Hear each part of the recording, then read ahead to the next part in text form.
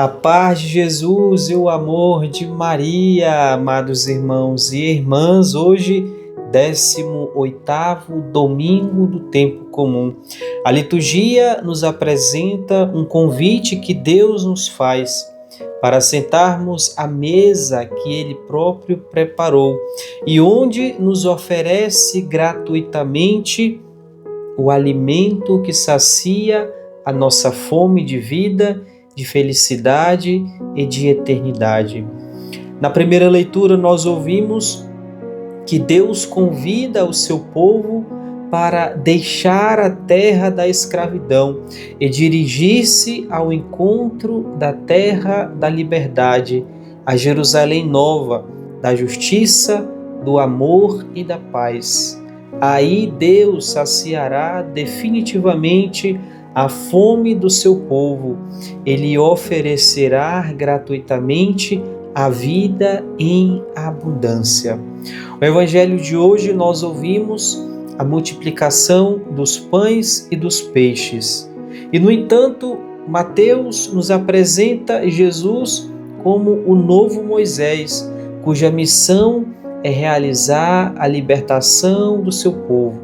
No contexto de uma refeição, Jesus mostra aos seus discípulos que é preciso acolher o pão que Deus oferece e reparti-lo com todos os irmãos. Frente às parábolas do reino anunciadas por Jesus, que ouvimos durante os últimos domingos, em que Jesus está diante dos seus interlocutores, cabe-nos a questão: de que forma eles reagiram? Aderiram à proposta de Jesus? E nós percebemos, diante das narrativas dos evangelhos, que eles responderam de forma negativa. Não acolheram no primeiro momento o anúncio do reino. E diante desse contexto, nós entramos no capítulo 14 de Mateus. E agora nos deparamos com essa nova realidade desse banquete, que é um lugar de encontro, de fraternidade, em que as pessoas estabelecem laços de amizade e de comunhão. Este banquete, ali na forma dos pães e dos peixes, é símbolo do novo reino anunciado por Jesus, de encontro, de fraternidade, local de comunhão. Mateus descreve que Jesus se retirou para o deserto, seguido por uma grande multidão. Mas no início do Evangelho nós ouvimos que Jesus soube da morte de João Batista. Podemos perceber que Jesus se retirou, estava de certa forma de luto por um amigo que havia dado a sua vida em prol do reino de Deus, em prol da justiça. João Batista não se acovardou, anunciou a verdade com coragem.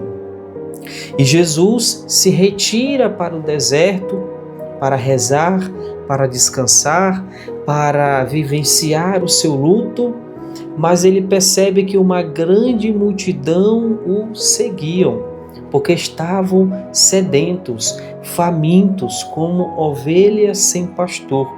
E o próprio evangelista vai nos dizer que Jesus, ao ver essa situação, ao ver aquelas pessoas que o estavam seguindo, encheu-se de compaixão e curou o que estavam doentes.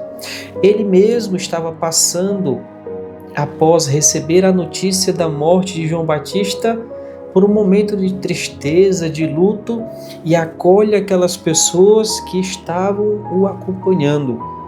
Jesus encheu-se de compaixão e curou o que estavam doentes. O evangelista Mateus aqui quer sugerir que Jesus é o novo Moisés, cuja missão é libertar o seu povo da escravidão. Mas como Jesus irá realizar isso? Conduzindo o seu povo para o deserto. Assim como Moisés esteve à frente do povo no deserto, naquele diálogo entre Deus e as pessoas, agora é o próprio Senhor que conduz aquelas pessoas ao deserto. E vamos entender aqui o significado do deserto, porque para Israel é o tempo e o espaço de encontro com Deus. Aí Israel aprendeu a confiar em Deus e não nas forças humanas.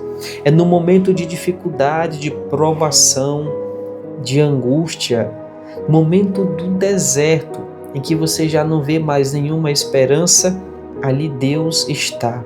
Coloquemos em Deus a nossa confiança. Dessa forma, é o deserto, é o lugar de espaço de encontro com Deus.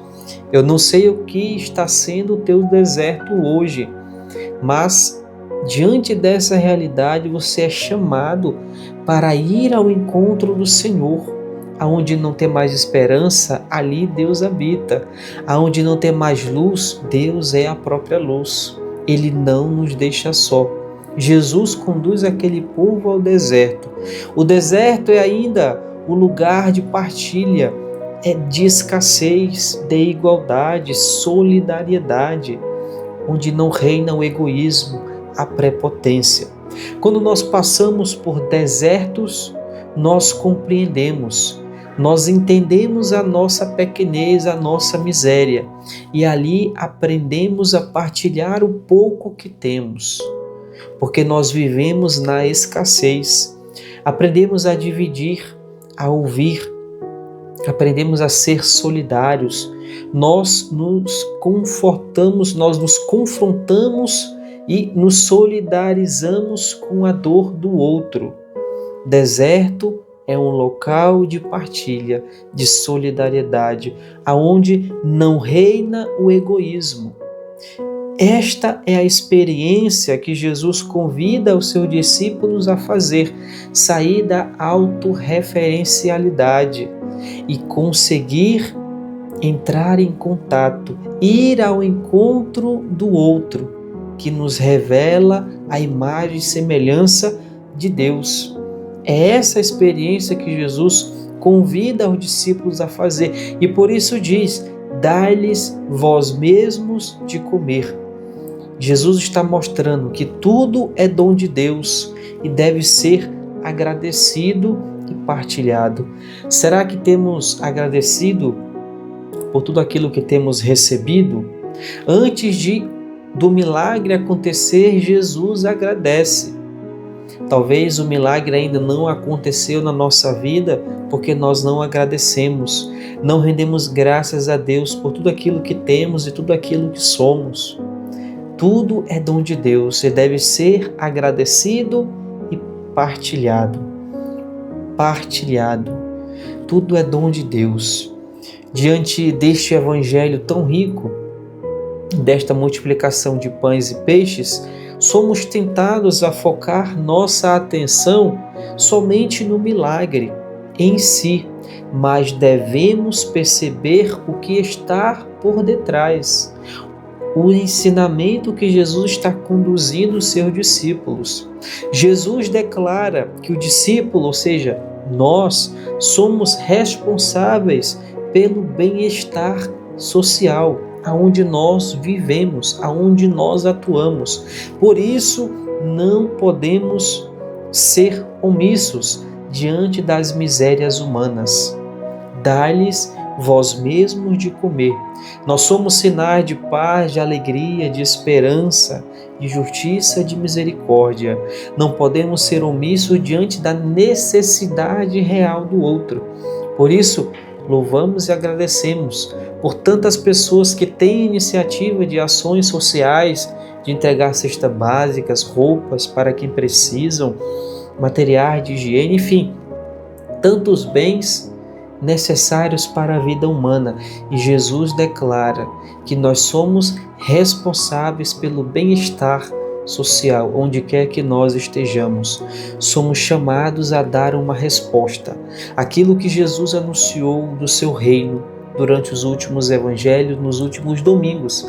E agora, diante dessa experiência, somos chamados a dar uma resposta. E ainda neste dia tão especial, neste primeiro domingo deste mês de agosto, a Igreja celebra a vocação dos ministros ordenados, dos diáconos, dos presbíteros, que são os nossos padres, e também os nossos bispos. Rezemos por cada um deles, para que o Senhor os fortaleça, os dê a graça de continuar a sua missão com coragem, determinação, santidade, com fervor, para que sejam sinais de esperança, de amor e de paz em nossas vidas. Rezemos também para que o Senhor envie mais operários, suscite novas vocações, para que assim possam doar as suas vidas em favor do seu povo. Peçamos ao Senhor esta força, este Espírito que nos conduza em nossa missão, nos conceda os seus dons e carismas, para que possamos dizer, assim como Maria: eis aqui a serva do Senhor, eis aqui o servo do Senhor. Que o Senhor Jesus nos abençoe hoje e sempre. Uma santa e abençoada semana.